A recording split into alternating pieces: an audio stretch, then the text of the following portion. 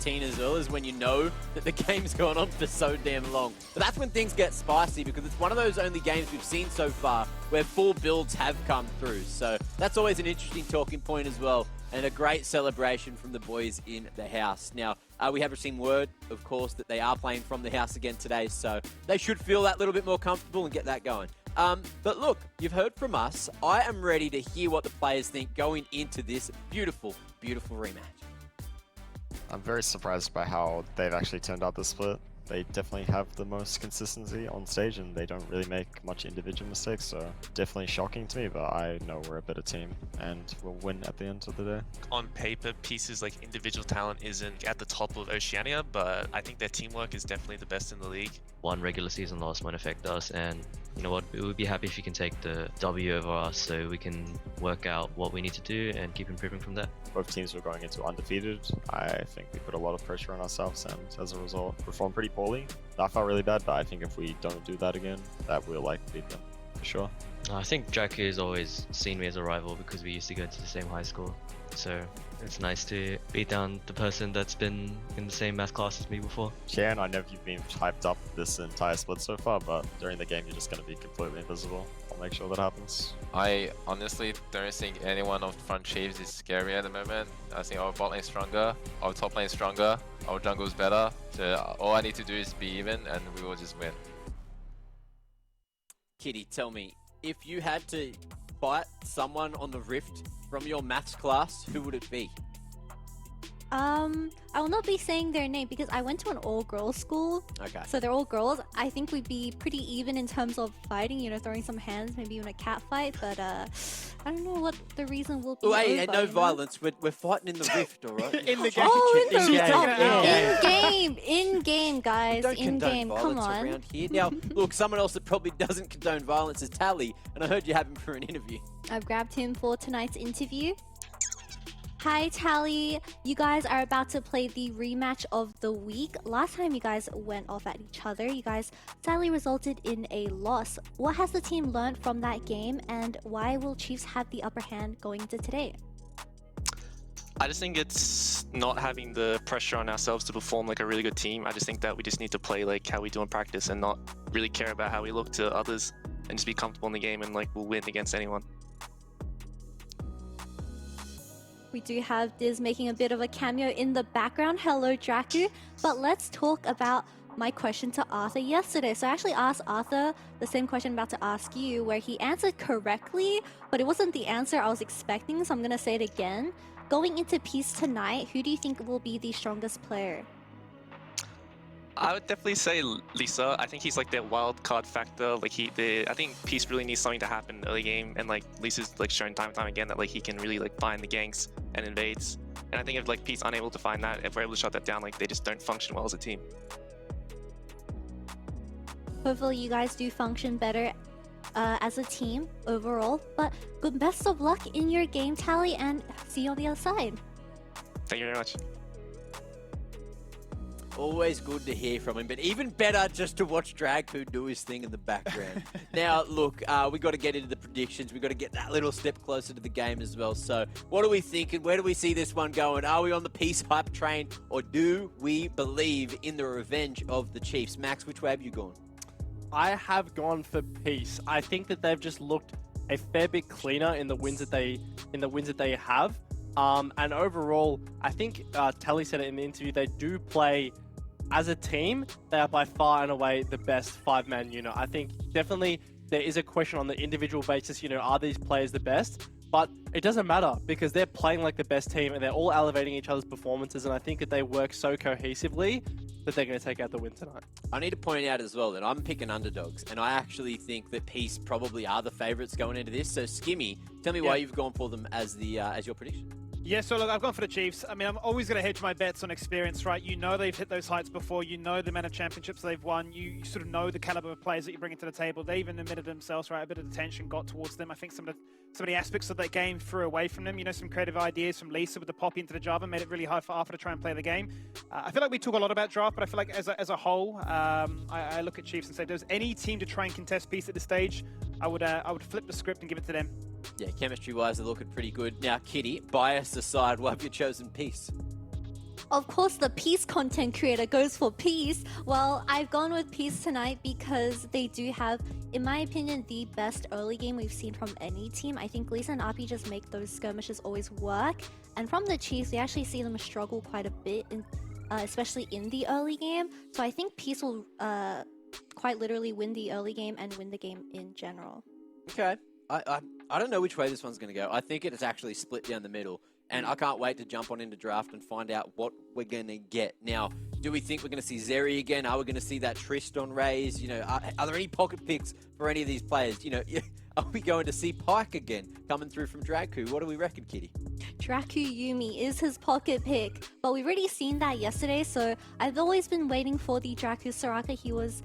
Well, I see him playing quite a bit of Soraka in solo here. I just want to see it. I don't know why. We could see it. I reckon we could see it. And I think we could see it right now because I just heard the Champ Select is ready. Let's jump on into game number 3 of the day.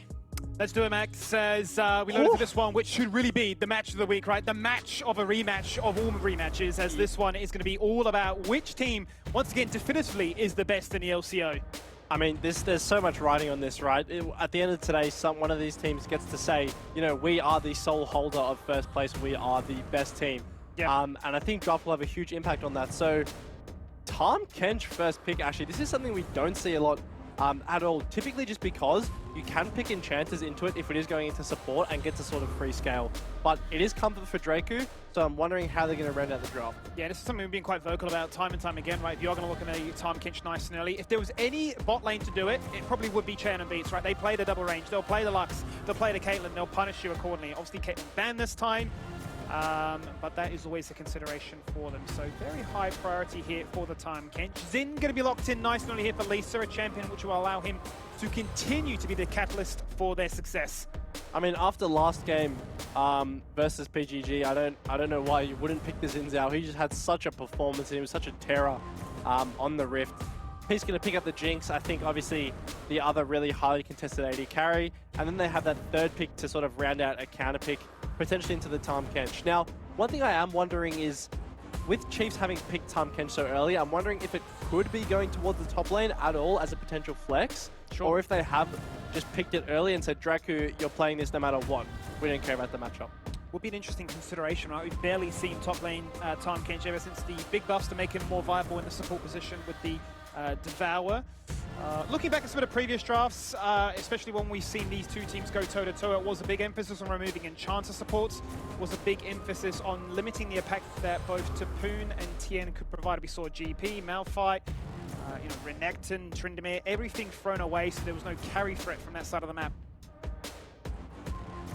Yeah, and I think the Lulu pick coming in here makes sense. I mean, it obviously has quite a good matchup into the Tahm Kench, and just able to buff up that Jinx and Xin Zhao.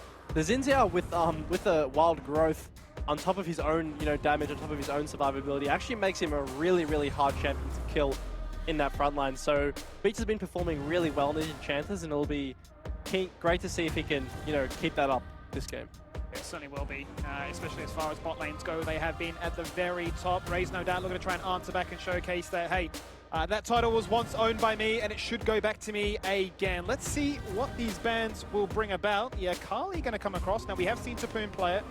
Won't be surprised if Tally's got that practice and ready to go as well. But there's been a big emphasis, especially in the mid lane, to roaming and impact that can be found in that regard, right? So Ryze has been banned, the Veigar too, both very prominent on either side. I'm wondering if we're going to see a Twisted Fate ban too. Yeah, so I think TF would be quite a good ban here. I think the Chiefs obviously do need some AP coming in. And when you think of, those AP mids that you could have to potentially blind, you're thinking of your Syndra, your Orianna, stuff like that. Syndra, LeBlanc, both really good pairings with the Lee Sin. Makes the mid-jungle duo really, really volatile. So it'll be interesting to see whether Peace are going to opt into one of those sort of aggressive control mage mids to pair with their Xin Zhao. And what Chiefs will respond with, because they've banned the Corki, right? One of Tally's, patented picks. So with both the Corki and the Veigar gone, you've sort of gotten rid of the, hyper-scaling champions from the draft. And now it's just to see what Peace will slot in here. Yeah, I do like the Vex ban as well, no doubt. In fact, you could look to just try and jump in, cause a huge fear. You know that Peace want to stay clumped together, and that would cause them headaches. That's one of the blind picks. That's one of the mid lanes gone again. Control, Orianna, not available. Question now becomes, who will go for that blind pick? I'd imagine they're going to try and save Tien's pick to the last, and Appy may just look to try and, run it back with the Syndra again. Oh, okay. Yeah, so I think Appy has been a bit inspired by Kyose's performance tonight.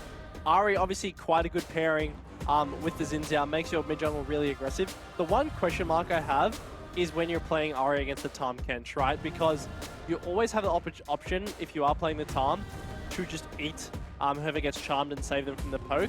And the Victor's coming in here from Tally, so we're going to be having that. Oh, it's Zilean. I'm going to lock in Zilean. What a twist in this draft. So are we leaning now towards that top lane Tahm Kench? It would seem more and more likely to be the case now. Well, you actually have a lot of options here, actually, if you're the Chiefs, right? Because Zilean typically has been a mid laner. He could definitely be playing support into the Lulu. It's not one of those really threatening lanes. So I think what we're going to see here is the Graves top and Zilean mid, most likely. This is exciting. You've got tools to try and shut them down. You know that they want to engage. The smoke screen would deny that. You know they want to try and get the one shot. You got a Devour. You got a Chrono Shift. You got it all, right? Protect that one key carry. And which AD carry can live longer? Yeah. And Peace rounding out their draft with a classic TN Jace. I mean, TN has been looking so good all split, and his Jace is no exception. Probably his signature champion that he's most known for, besides the Camille. Into the Graves obviously has quite a nice time scaling up. And looking at the drafts holistically, Skimmy, the Chiefs are suffering from a really big lack of hard CC. Sure. Yeah, it's very inevitable in that regard, right? It's very much about hitting those skill shots, and if you don't, you can be punished. Ease of execution, you would certainly get to Peace at this stage. We see what that mid jungle can already do tonight from the Direwolves. You hit a charm, you hit an audacious charge, you got a guaranteed target in mind. There's a wild growth to buff them up. If not, you got the protection to offer towards Cheon, which has been playing out of his mind. We learned earlier today, he's got the highest KDA in the entire league. He just doesn't die. Yeah. He just kills so many people in his wake. Absolutely. So I think if Peace are able to, get those advantageous positions around Dragon, around the mid lane, it's actually quite hard for Chiefs to force any action, right? Like, what do you have? You have a Lee Sin trying to get an insect onto a carry. With the Zilean speed, sure, he'll be able to get in there and get out a bit quicker. But yeah, like you said, Skimmy, I think the burden of having to play better is on the Chiefs. Certainly would seem to be the case at this stage. Lots of tools allowed to either carry, to try and survive, to overperform, to showcase what they can do, and to give them that cutting edge in this rematch. As Chiefs take it on Peace, it's a battle for outright first. We saw Peace win last time, and the Chiefs have thrown a curveball and said, we don't need CC, it's overrated. All we need is mechanics. I mean, you already highlight where you think it looks a little bit easier for Peace to take this one, but looking at Chiefs draft, what are we aiming for in these first 15? So I think as Chiefs, you really just want to scale with this draft. I mean, Zilean doesn't really come online until level 6 at the earliest. You definitely want to be playing for those later levels. Same with Graves, sort of. Once he has that Hullbreaker complete, he can be a real menace in the side lane. So you just want to have a really stable early game if you are the Chiefs. Well, here we go, ladies and gentlemen. Let's load into the riff, the game you've all been waiting for all night long. The battle to find which team is the best in the LCO. You do not want to miss this one. Get your snacks, get your drinks, get everything ready, and strap yourself in for what should be a banger. As we do that, let's load into the coaching interview as well, and welcome back fan favorite Kuden from the side of Chiefs. Yeah, sir.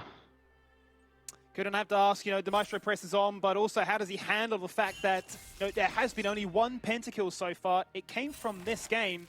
So what can we look forward to this time? Expect a pentakill from everyone on my team. Each player will get one pentakill at least this game, and I'm gonna get a pentakill as well. You got to sub yourself in. I love that. I love that. Hey, quickly talk to me about this draft, because there are a little bit of concerns about lack of hard CC. It's just this going to be a mechanical masterclass from you boys? From CC from us or them or everyone? From yourself, a little bit of soft CC, right, compared to them? I don't need CC, man. Just one-shot everyone. I love it. Well, I look forward to seeing your pentakilling game here, Kuden. Yes, retrospection. Best luck for you guys in this game, and we'll see how we crack on. Retrospection. Great insight there from Kuden. Don't need CC. Kill everyone. You can't argue. I mean, where's the lie? Yeah, no, he's telling the truth, right? If everyone's one shot, doesn't matter if they're stunned, slowed, you know, taunted, just kill them. But yeah, I think as we see this early game play out, obviously Peace have a couple more options towards their early game with the Xin Zhao and the Ahri. Obviously Ahri getting the push in the early levels versus Zilean, looking to probably influence the map, maybe towards the top side, maybe towards the bot side. Honestly, there are so many options for Peace this game. You'd sort of love to be them in this early game. As a trade's going on bot. Yeah, Dracu looking for that initial pick on towards Beats, forced to flash away. A whole host of trouble. No doubt Beats is well versed in this matchup. He's played plenty of time catch, but this time he's on the receiving end. Come on, Beats. He's just in the minion wave when Dracu gets level 2. So he's going to have to burn flash their level 1, and then, you know, what you'd hope to be a pushing bot lane from the Jinx Lulu, the double ranged, is suddenly going to have a lot of hard time pushing, because as this wave bounces out, you know, you've got to respect that jungle gank. Lulu having no flash, there's always a potential for a Lee Sin to flash on top of you and pick up that first blood. Just look how aggressive Dracu's playing right now, though. I love this, the aggression in lane, sending a message. We will just kill you. We will not allow you to dominate this game in the same fashion you did last time. What was his KDA? It was something profound. Cheon finished that game 16-1 on the Caitlyn. Can't afford for that to happen again. Yeah, and this is sort of the way you'd love to... Whoa, whoa, whoa, whoa, whoa, whoa, Lisa. Well, we've seen creative ganking angles, and this might be at the very tippity top. Look at the shock blast, accelerated as it was. But it wasn't lethal. That's frustration for Peace. Meanwhile, Chiefs are going to play down bot side also with their own jungler. That's going to force out a TP. That's going to force out a flash. Oh, calm down. It's only 4 minutes in. Where do you even start, Skimmy? I feel bad for you as the play-by-play. I mean, you have Lisa flashing over that wall to gank Topoon, forcing out his flash in turn, and then a bot dive, ending up with Appy's flash being burnt, and Arthur and Dracu burning flash as well. There's just so much action in this early game that it's still definitely delivering on that front. Certainly is the case. We don't need to worry about scaling. We don't care about item advantages. We just need to get in your face and showcase that we outright are the better players, are the better team, are the team to keep your eyes on. Ah, dearie me, take a breath, because we may be strapping in for another 42-minute banger with all the kills, all the executions, and all the tense heartbreak moments. Yeah, and I think Lisa's been playing quite well around top lane this game. You'll see the wave as this comes in. You know, TN is going to be able to push it out safely, get a crash off, and Lisa will still be topside, right? So Lisa has been playing, you know, burns the flash, make sure he stays around topside so his top laner can get an advantageous base.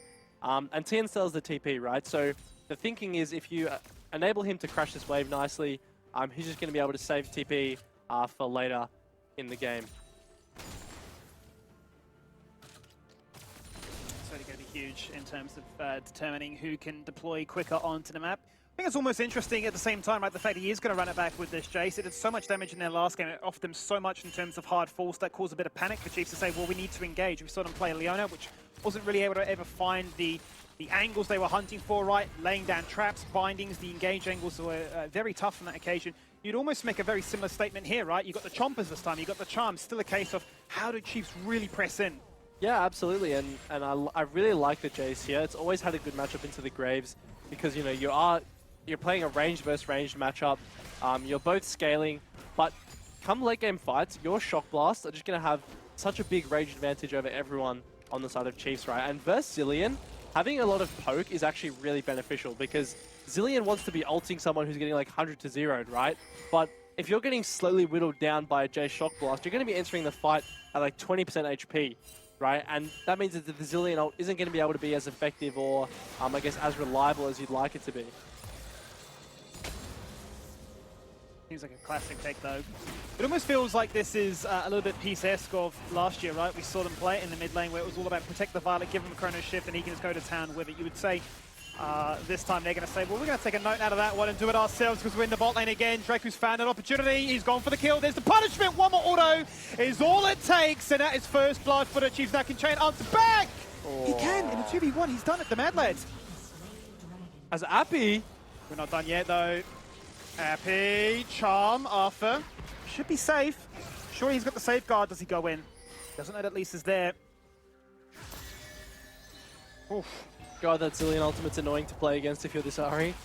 He thought he had a cheeky little solo kill on the Dragon. Really well timed roam from Appy.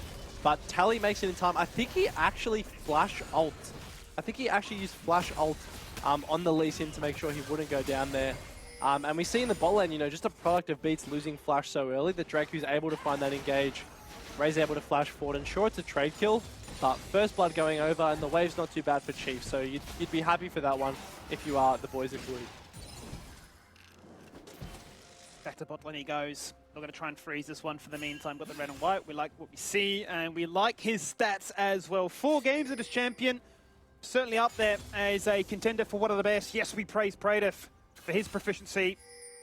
Certainly, Raze is a keen-natured player for the Aphelios as well. We saw really probably the best demonstration so far, Max, going down 0-4 into Kanga, but then the impact was still felt, even when you're that far behind.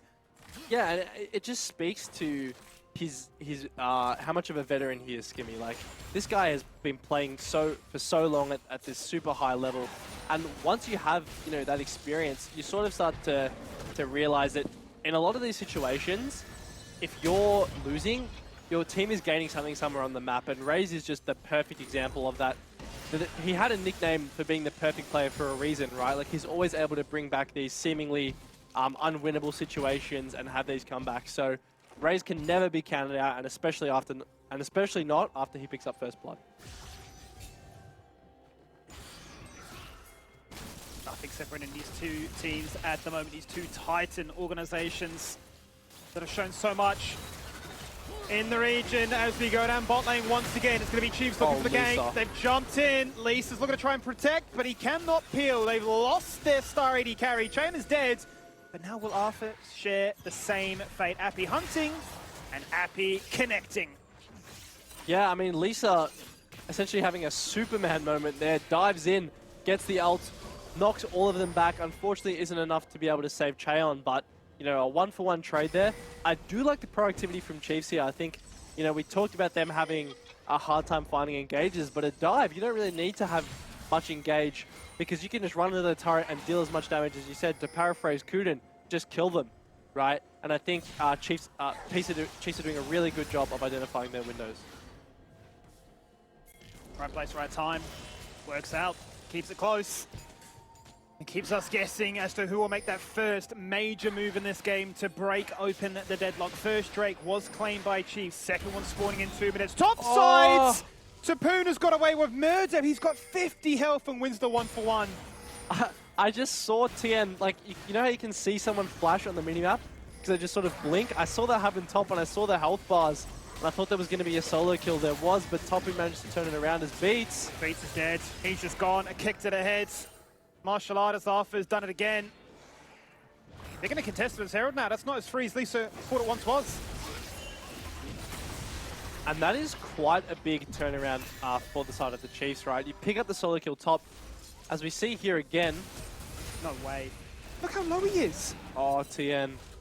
If he didn't order the turret there, he would have had the empowered passive auto attack and killed Topoon, trading 1-for-1. But now, Graves comes back to lane. He's got the Hull Breaker. You pick up the kill onto Beats, and you've got the Herald too. It's been a really good sequence of events for the side of the Chiefs. Huge. Absolutely huge. We say it, we want it, we get it. And that is going to be the first major moment in the timeline of this game between two of these big teams. Begs the question now, what does it mean for the laning state? Because Tien is not one to usually lose in those 1-for-1 trades. Yeah, I mean, it definitely did look like he was coming out ahead. I think he could have just cut the trade short, not gone for that flash play forwards, and just sent Topoon back home, right, and gotten some tower plates. But, you know, I guess there is a bit of a grudge. These guys used to be the Titan top laners of the OPL, and now wanting to prove that they're still better than the other one in the LCO. I think they're certainly making a case for it, the split alone, showcasing that veteran status is there for a reason. Back to bot lane we go, as we keep tabs on who can come out ahead. Ray so far is clock Chain's number. He's got a huge CS lead, up by 30.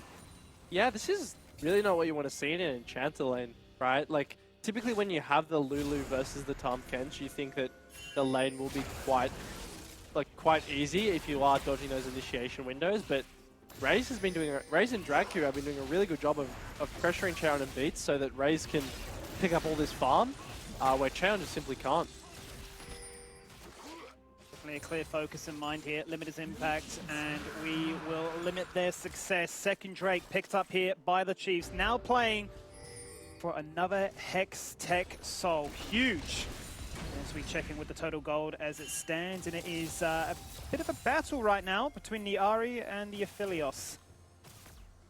Yeah, but a lot of blue up in that top gold there. We see that Appy is the only one in that top 5 to be from the side of Peace. And, oh, we see a fight breaking out here. Yeah, nice and early Chrono Shift comes out. Appy holding his nerve, not waiting for that one. It's a 5-second cooldown. It's huge! But he knows the numbers. He's got the timer. He picks up the kill. Yeah, fantastic. I'd be surprised if he didn't have a little, stopwatch next to him that he clicks as soon as the Chrono Shift goes out into that Lee Sin. He times it absolutely perfectly and just picking up that 2v2 kill mid. There's a bit of training in this bot side. Lisa's here. Oh, huge devour. Massive devour from Dragku. Fantastic. He was in so much trouble. That rocket connects. That's a flash from Lisa. That's a gone Raze. Yeah, absolutely. Very nice from Dragku. I mean, showing that this first pick Tahm Kench, which to be honest I was a bit dubious about, he's actually been making it work and work really, really well. Gonna crash this wave. Sin is gonna stay in the area. Chain's gonna go back to base. Rather Beats is gonna go back to base. Chain's obviously gonna stay in this one. He wants more farm. Why not? Fancy feet from Tapoon. Sidesteps the blast. As Arthur makes his way top now. This is good. They can crash this. And if they can kill, they get so much on the map. Onto Tien. Where's the Dragon's Rage? Doesn't even need Sonic Wave. Q1, Q2. Dead. Yeah, and now we're sort of seeing a hole in Peace's team comp here, right? It's very rare that we see individual misplays from the side of Peace, but the greediness that Tapoon had, that Tien had rather, going for that solo kill earlier in the game, just means these plays are possible. But hold on, Appy's arrived to the scene. Always a chance. Do they know Tapoon's Tapoon's here. Yeah. Oh no, he's cancelled. He's cancelled, Max. Oh, what? He just disrespects. In his face. Oh, he's been flashed! He's been charmed. Oh, wow. No way. Surely no way. Back to bot lane now. A TP coming in, and Tien heard it from the video. He said, I'm unshackled by the 14-minute mark, and that's what a top lane impact looks like.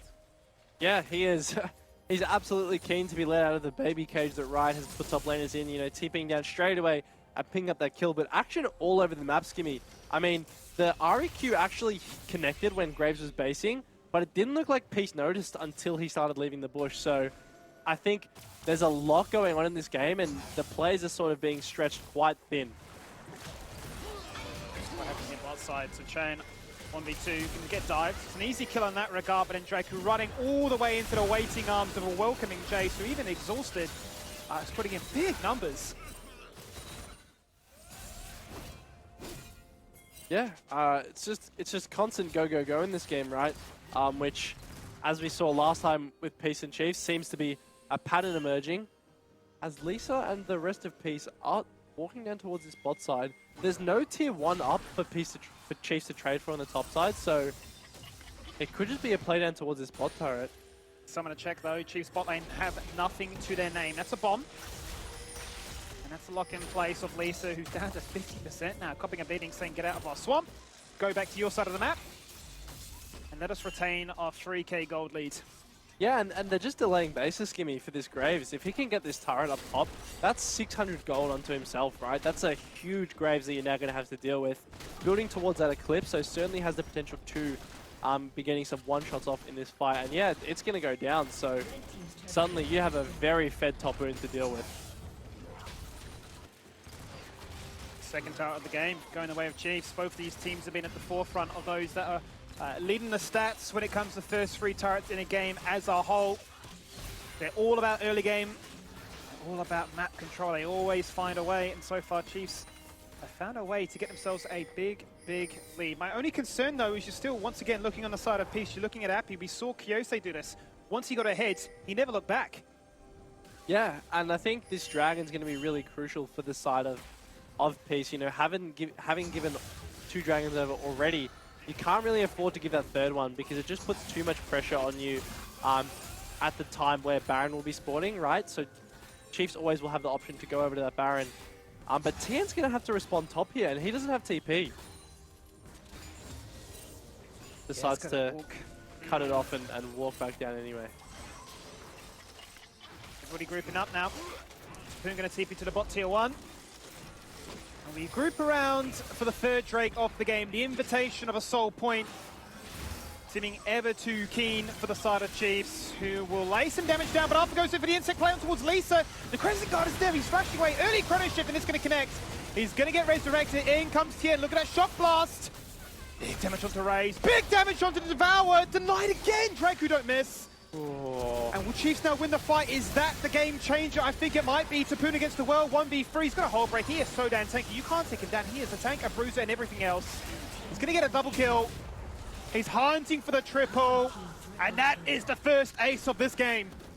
I mean, Chiefs just executing so well in that fight. Tapoon, like you said, Skimmy, essentially unkillable in that backline, going 1v3 at some stages and still remaining relatively healthy for it.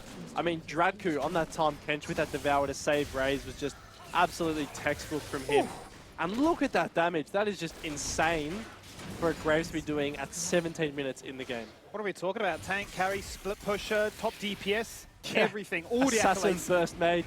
Yeah. If you watch this again, it's like a double insect from both of the junglers here, but the chrono shift happens, and then we see just a slow front to back Tapu with a huge ult, and it just goes around the side and he won't be stopped.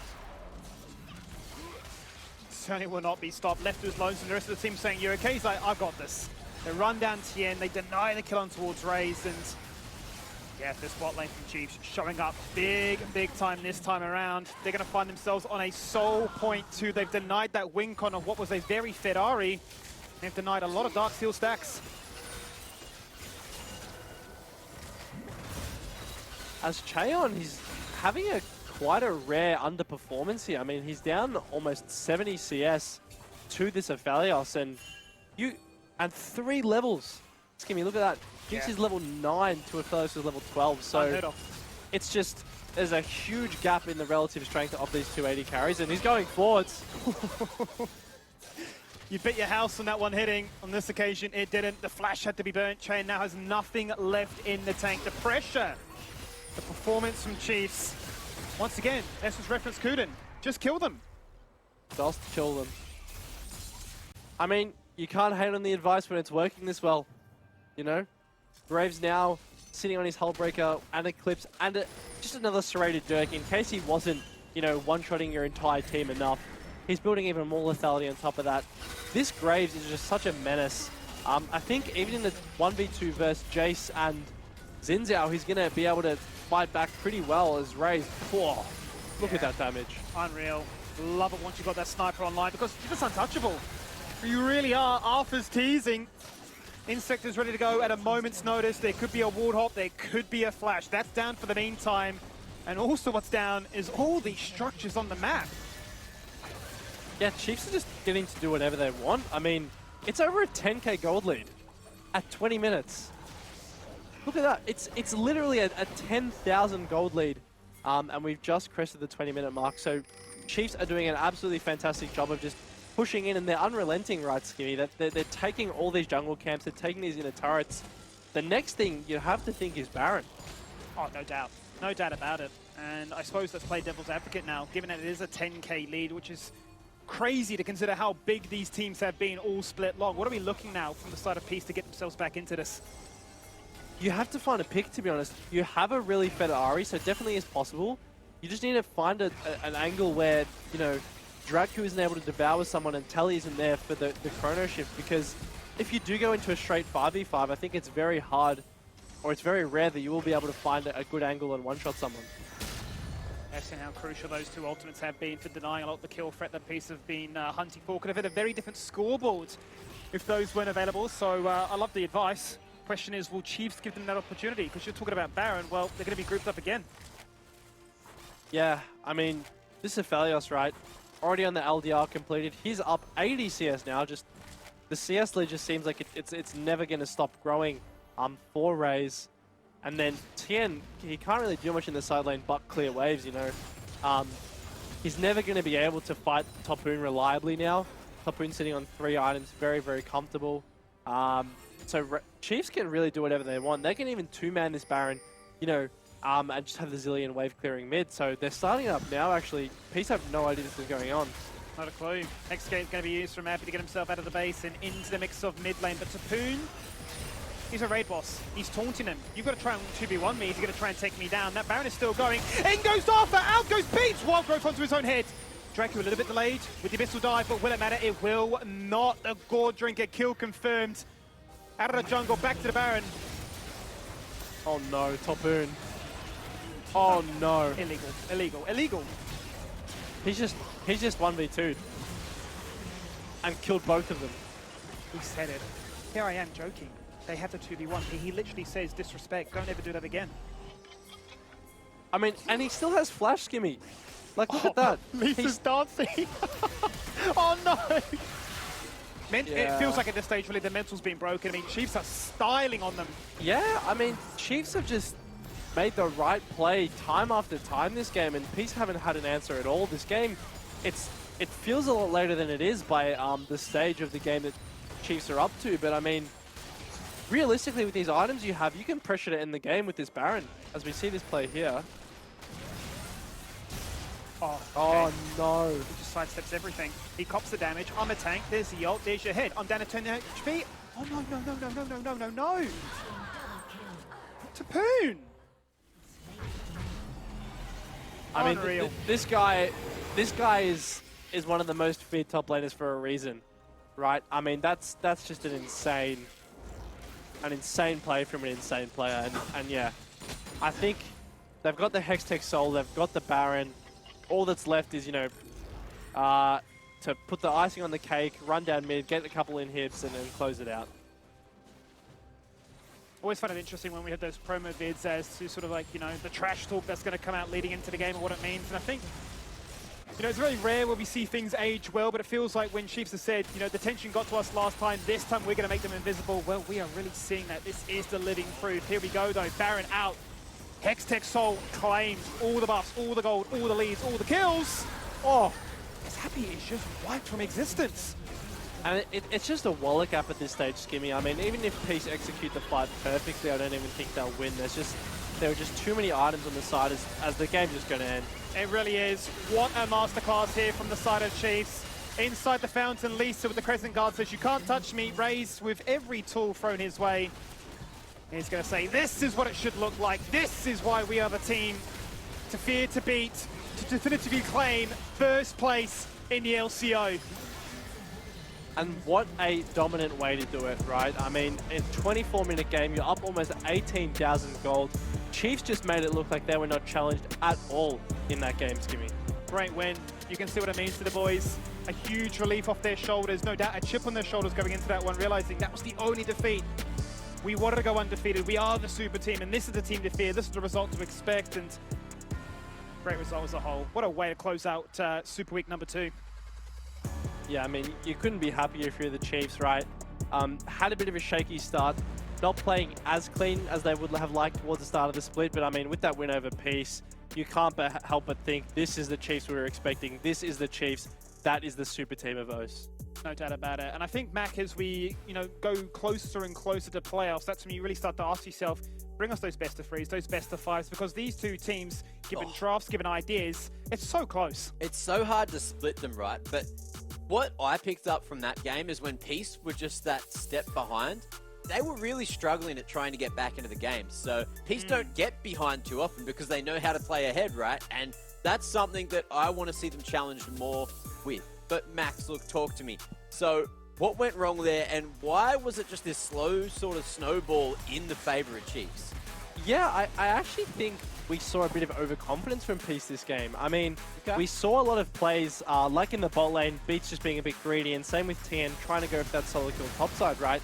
In this game, if you just play stable and look for the fights where you should, you're probably going to win. But I think Peace were getting maybe potentially a bit overconfident and looking for these skirmishes when they really shouldn't have, and they came back to bite them.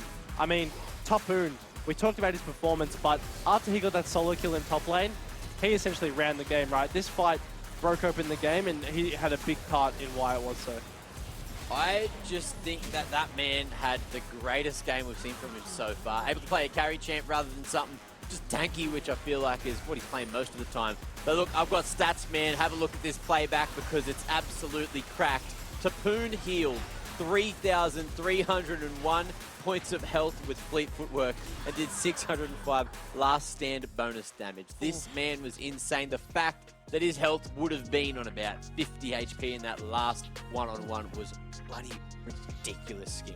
It was. I mean, me and Max were struggling to give him, any more accolades, any more titles, because look, he's done the most damage, he's broken the most ankles, he's made teams or players consider their, pro status in a game like that.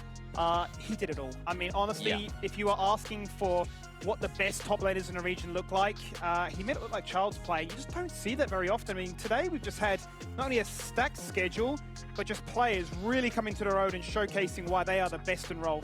Mate, looking at that, that's Hullbreaker diff every day of the week. Man was level 16, maybe 17 at the end, and we were only 24 minutes deep. He was doing some farming on the Rift and bloody off the Rift as well. So look, Soul came through, and then it was pretty much just too hard for anything. I didn't even look at the gold difference. That's almost 20k. Yeah. That's ridiculous. Against Peace as well, that is a statement that needed to be made, and now Chiefs will be taking the lead on the leaderboard. So finally some separation at the top. We'll see if they're going to be able to hold on to it because, look, playoffs, they're still a couple of weeks away, Max. And I need to know, look, if Peace could have done anything differently in terms of maybe the draft, what would you have gone for?